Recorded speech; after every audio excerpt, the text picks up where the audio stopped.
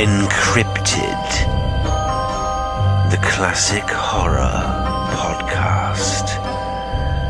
Tales of supernatural horror and suspense.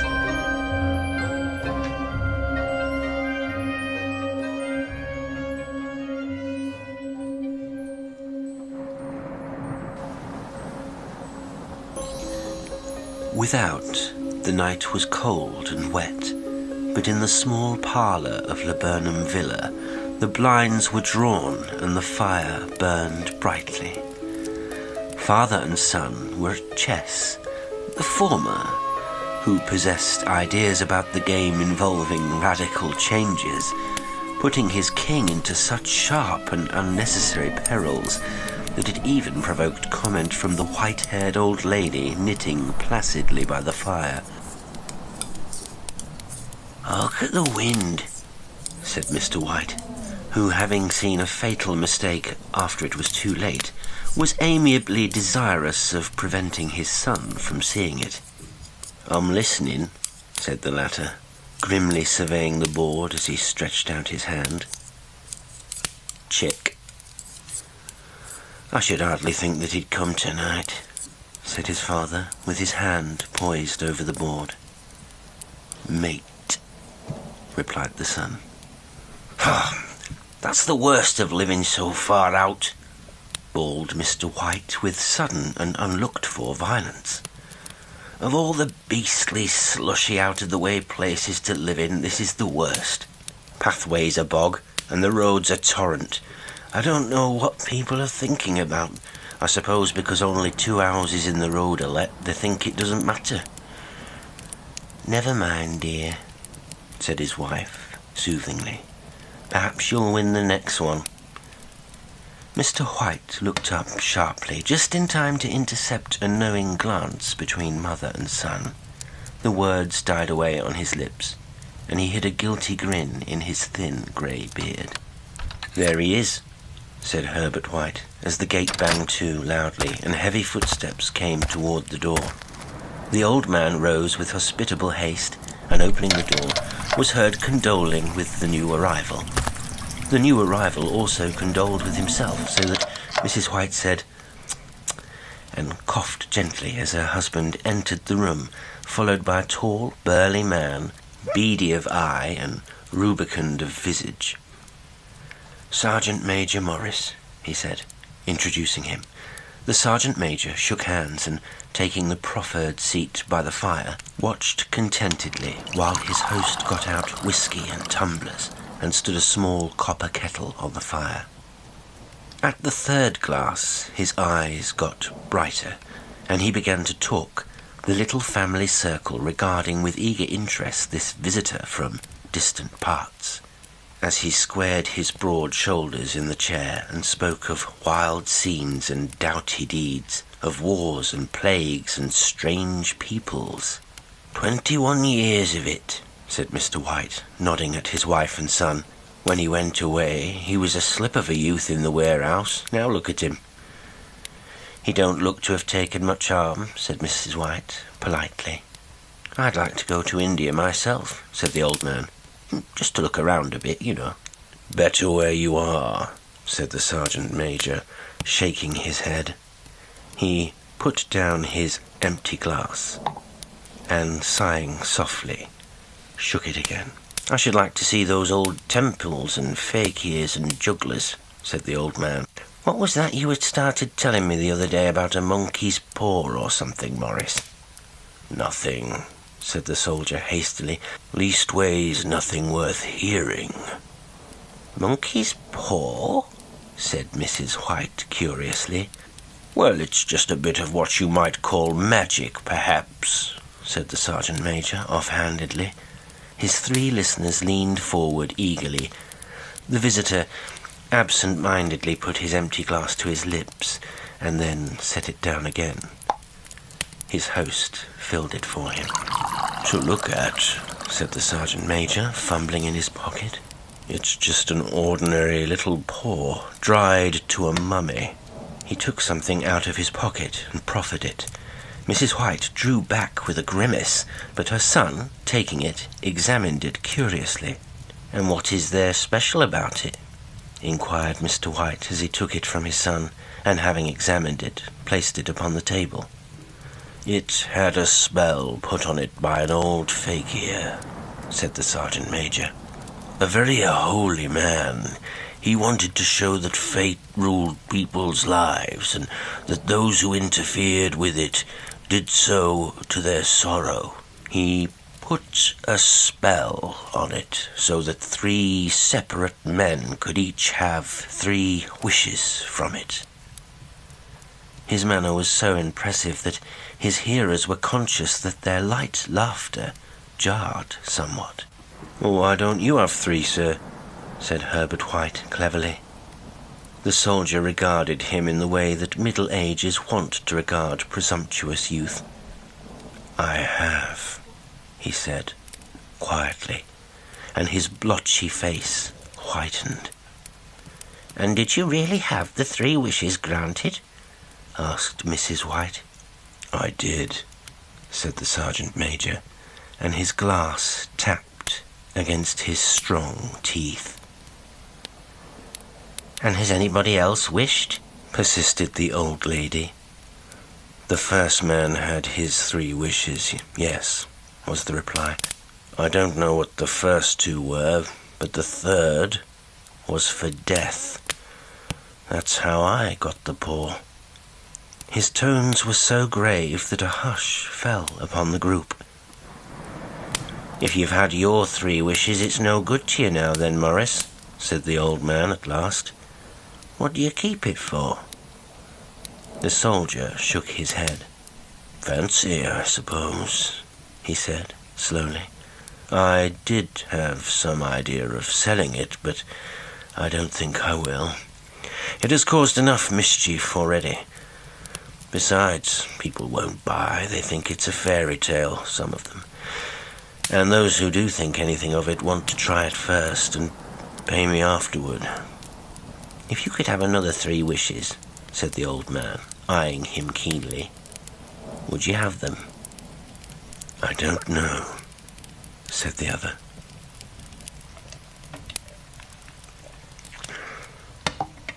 "I don't know."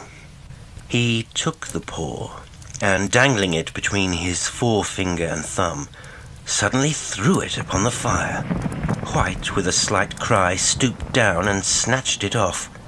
"Better let it burn," said the soldier solemnly. "If you don't want it, Morris," said the other, "give it to me." "I won't," said his friend doggedly. "I threw it on the fire. If you keep it, don't blame me for what happens. Pitch it on the fire again like a sensible man." The other shook his head and examined his new possession closely. "How do you do it?" he inquired. "Hold it up in your right hand and wish aloud," said the Sergeant Major. "But I warn you of the consequences." "Sounds like the Arabian Nights," said Mrs. White, as she rose and began to set the supper. "Don't you think you might wish for 4 pairs of hands for me?" Her husband drew the talisman from his pocket, and then all 3 burst into laughter as the Sergeant Major, with a look of alarm on his face, caught him by the arm. "If you must wish," he said gruffly, "wish for something sensible." Mr. White dropped it back in his pocket, and, placing chairs, motioned his friend to the table. In the business of supper, the talisman was partly forgotten, and afterward the 3 sat listening in an enthralled fashion to a second installment of the soldier's adventures in India. "If the tale about the monkey's paw is not more truthful than those he has been telling us," said Herbert, as the door closed behind their guest, just in time for him to catch the last train, "we shan't make much out of it." "Did you give him anything for it, father?" inquired Mrs. White, regarding her husband closely. "A trifle," said he, colouring slightly. "He didn't want it, but I made him take it, and he pressed me again to throw it away." "Likely," said Herbert, with pretended horror. Why, we're going to be rich and famous and happy. Wish to be an emperor, father, to begin with, then you can't be henpecked." He darted round the table, pursued by the maligned Mrs. White, armed with an antimacassar. Mr. White took the paw from his pocket and eyed it dubiously. I don't know what to wish for, and that's a fact," he said slowly. "It seems to me I've got all I want." "If you only cleared the house, you'd be quite happy, wouldn't you?" said Herbert, with his hand on his shoulder. "Well, wish for £200 then. That'll just do it." His father, smiling shamefacedly at his own credulity, held up the talisman as his son, with a solemn face, somewhat marred by a wink at his mother, sat down at the piano and struck a few impressive chords. "I wish for £200, said the old man distinctly. A fine crash from the piano greeted the words, interrupted by a shuddering cry from the old man. His wife and son ran toward him. "It moved!" he cried, with a glance of disgust at the object as it lay on the floor. "As I wished. It twisted in my hand like a snake." "Well, I don't see the money," said his son, as he picked it up and placed it on the table. "And I bet I never shall." "It must have been your fancy, father," said his wife, regarding him anxiously. He shook his head. "Never mind, though, there's no harm done, but it gave me a shock all the same." They sat down by the fire again while the two men finished their pipes. Outside, the wind was higher than ever, and the old man started nervously at the sound of a door banging upstairs.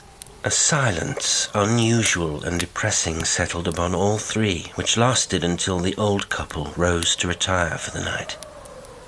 "I expect you'll find the cash tied up in a big bag in the middle of your bed," said Herbert, as he bade them good night.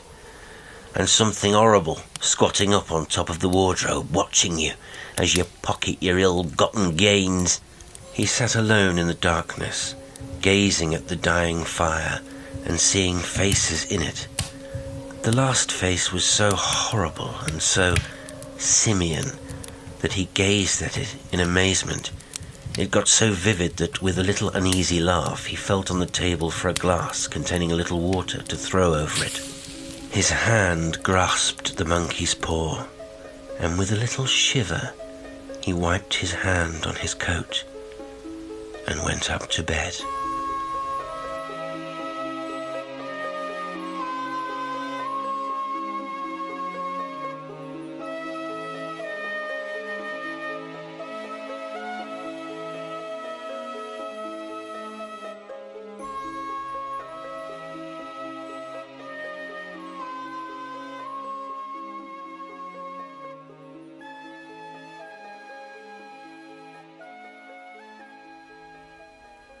In the brightness of the wintry sun next morning, as it streamed over the breakfast table, he laughed at his fears. There was an air of prosaic wholesomeness about the room which it had lacked on the previous night, and the dirty, shriveled little paw was pitched on the sideboard with a carelessness which betokened no great belief in its virtues. "I suppose all old soldiers are the same," said Mrs. White. "The idea of our listening to such nonsense. How could wishes be granted in these days? And if they could, how could £200 hurt your father?" "Might drop on his head from the sky," said the frivolous Herbert. "Morris said the things happened so naturally," said his father, "that you might, if you so wished, attribute it to coincidence." "Well, don't break into the money before I come back," said Herbert, as he rose from the table. "I'm afraid it'll turn you into a mean, avaricious man, and we shall have to disown you." His mother laughed, and following him to the door, watched him down the road, and returning to the breakfast table, was very happy at the expense of her husband's credulity, all of which did not prevent her from scurrying to the door at the postman's knock, nor prevent her from referring somewhat shortly to retired sergeant majors of bibulous habits when she found that the post brought a tailor's bill. "Herbert will have some more of his funny remarks, I expect, when he comes home," she said, as they sat at dinner.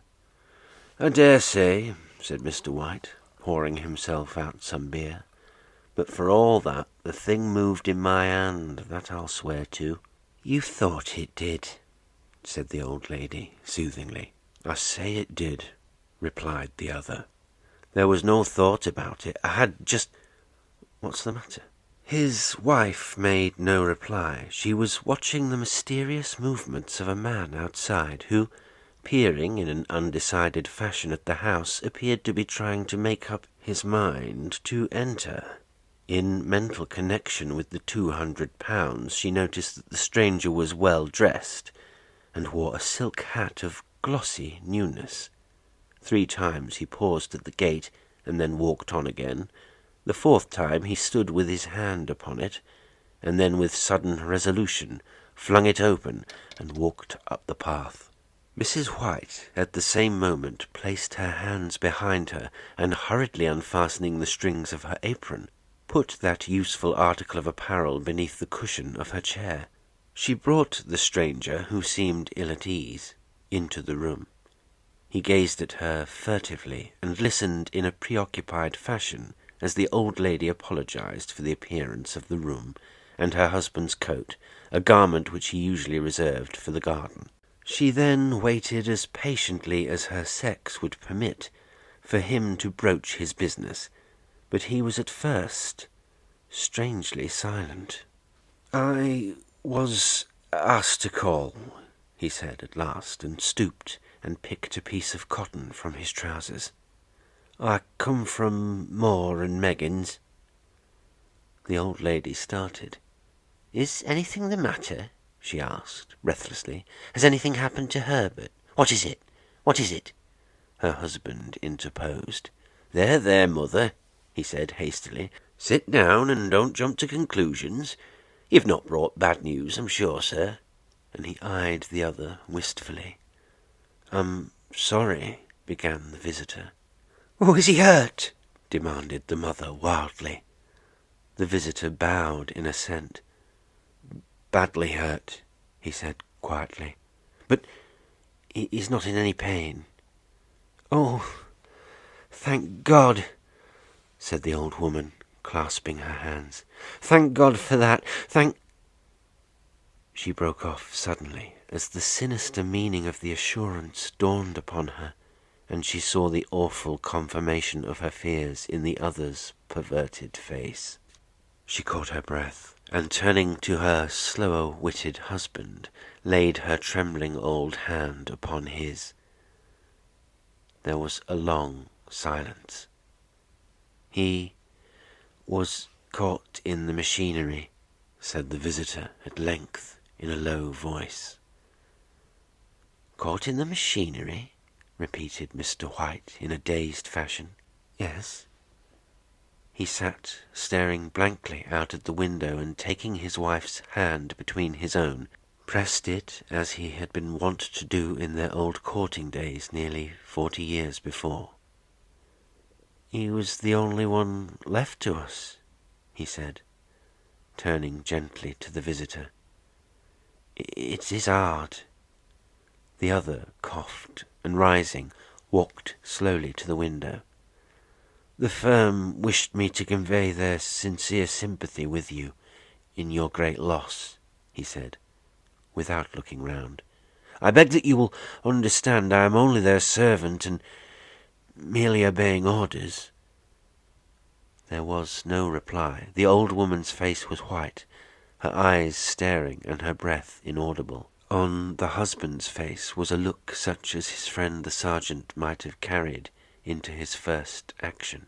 "I was to say that Moore and Meggins disclaim all responsibility," continued the other. "They admit no liability at all, but in consideration of your son's services they wish to present you with a certain sum as compensation."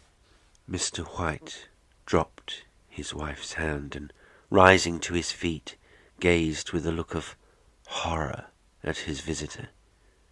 His dry lips shaped the words.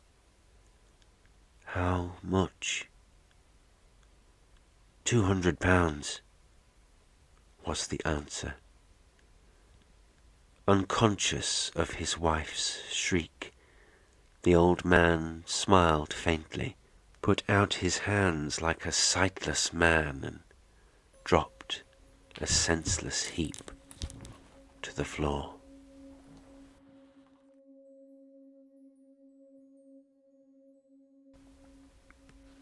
In the huge new cemetery, some 2 miles distant, the old people buried their dead and came back to the house, steeped in shadow and silence.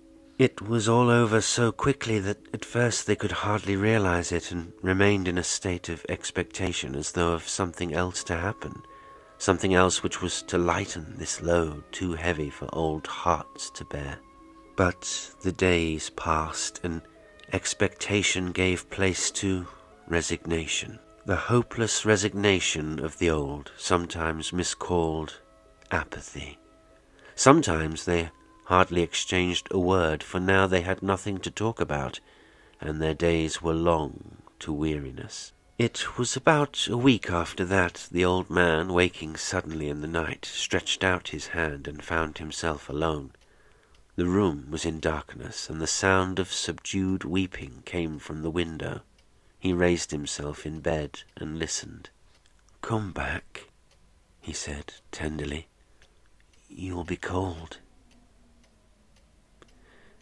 "It is colder for my son," said the old woman, and wept afresh. The sound of her sobs died away on his ears. The bed was warm, and his eyes heavy with sleep. He dozed fitfully, and then slept until a sudden wild cry from his wife awoke him with a start. "The paw!" she cried wildly. "The monkey's paw!" He started up in alarm. Where is it? What's the matter?" She came stumbling across the room toward him. "I want it," she said quietly. "You've not destroyed it?" It's in the parlour on the bracket," he replied, marvelling. "Why?" She cried and laughed together, and bending over, kissed his cheek. "I only just thought of it," she said hysterically. "Why didn't I think of it before? Why didn't you think of it?" "Think of what?" he questioned. "The other 2 wishes," she replied rapidly. "We've only had one." "Was that not enough?" he demanded fiercely. "No," she cried triumphantly. "We'll have one more. Go down and get it quickly, and wish our boy alive again." The man sat up in bed and flung the bedclothes from his quaking limbs. "Good God, you are mad!" he cried, aghast. "Get it," she panted. "Get it quickly and wish. Oh, my boy, my boy!" Her husband struck a match and lit the candle. "Get back to bed," he said unsteadily. "You don't know what you're saying." "We had the first wish granted," said the old woman feverishly. "Why not the second?" A coincidence," stammered the old man. "Go and get it and wish," cried his wife, quivering with excitement. The old man turned and regarded her, and his voice shook. He has been dead 10 days, and besides I would not tell you else, but I could only recognize him by his clothing. If he was too terrible for you to see then, how now?" "Bring him back!" cried the old woman, and dragged him toward the door. "Do you think I fear the child I have nursed?" He went down in the darkness and felt his way to the parlour, and then to the mantelpiece. The talisman was in its place, and a horrible fear that the unspoken wish might bring his mutilated son before him ere he could escape from the room seized upon him, and he caught his breath as he found that he had lost the direction of the door. His brow cold with sweat, he felt his way round the table and groped along the wall until he found himself in the small passage with the unwholesome thing in his hand. Even his wife's face seemed changed as he entered the room. It was white and expectant, and to his fears seemed to have an unnatural look upon it. He was afraid of her. "Wish!" she cried in a strong voice. It is foolish and wicked," he faltered. "Wish," repeated his wife. He raised his hand. "I wish my son alive again." The talisman fell to the floor, and he regarded it fearfully. Then he sank, trembling, into a chair as the old woman with burning eyes walked to the window and raised the blind. He sat until he was chilled with the cold, glancing occasionally at the figure of the old woman peering through the window. The candle end, which had burned below the rim of the china candlestick, was throwing pulsating shadows on the ceiling and walls until, with a flicker larger than the rest, it expired. The old man, with an unspeakable sense of relief at the failure of the talisman, crept back to his bed, and a minute or two afterward the old woman came silently and apathetically beside him. Neither spoke, but lay silently listening to the ticking of the clock. A stair creaked, and a squeaky mouse scurried noisily through the wall. The darkness was oppressive, and after lying for some time screwing up his courage, he took the box of matches and, striking one, went downstairs for a candle. At the foot of the stairs the match went out, and he paused to strike another, and at the same moment a knock, so quiet and stealthy as to be scarcely audible, sounded on the front door. The matches fell from his hand and spilled in the passage. He stood motionless, his breath suspended until the knock was repeated. Then he turned and fled swiftly back to his room and closed the door behind him. A third knock sounded through the house. "What's that?" cried the old woman, starting up. "A rat," said the old man in shaking tones. "A rat! It passed me on the stairs." His wife sat up in bed listening. A loud knock resounded through the house. "It's Herbert!" she screamed. "It's Herbert!" She ran to the door, but her husband was before her, and catching her by the arm, held her tightly. "What are you going to do?" he whispered hoarsely. "It's my boy. It's Herbert!" she cried, struggling mechanically. "I forgot it was 2 miles away. What are you holding me for? Let go. I must open the door." "For God's sake, don't let it in," cried the old man, trembling. "You're afraid of your own son," she cried, struggling. "Let me go. I'm coming, Herbert, I'm coming." There was another knock, and another. The old woman, with a sudden wrench, broke free and ran from the room. Her husband followed her to the landing and called after her appealingly as she hurried downstairs. He heard the chain rattle back and the bottom bolt drawn slowly and stiffly from the socket. Then the old woman's voice, strained and panting. "The bolt!" she cried loudly. "Come down! I can't reach it!" But her husband was on his hands and knees, groping wildly on the floor in search of the paw. If he could only find it before the thing outside got in. A perfect fusillade of knocks reverberated through the house, and he heard the scraping of a chair as his wife put it down in the passage against the door. He heard the creaking of the bolt as it came slowly back, and at the same moment he found the monkey's paw and frantically breathed his third and last wish. The knocking ceased suddenly, although the echoes of it were still in the house.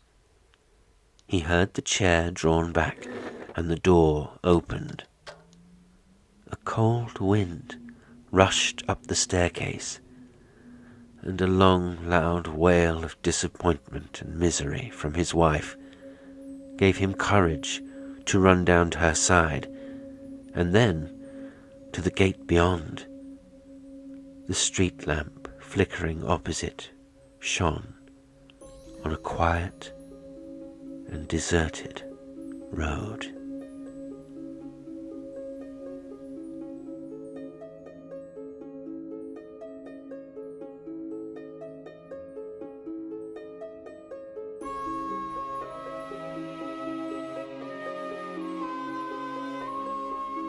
Today's story was The Monkey's Paw by W. Jacobs. It was read by Jasper L'Estrange.